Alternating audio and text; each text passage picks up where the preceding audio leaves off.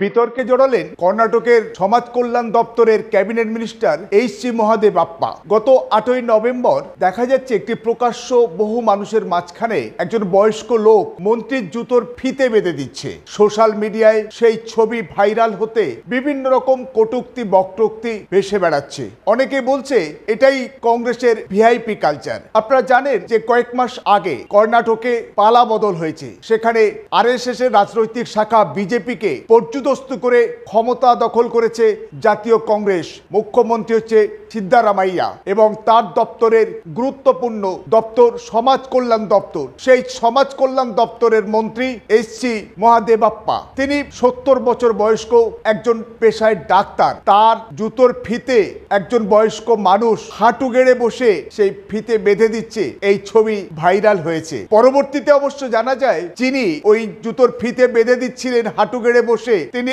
আর কেউ নয়, তিনি মন্ত্রী মহাদেবাপ্পার দেহরক্ষী।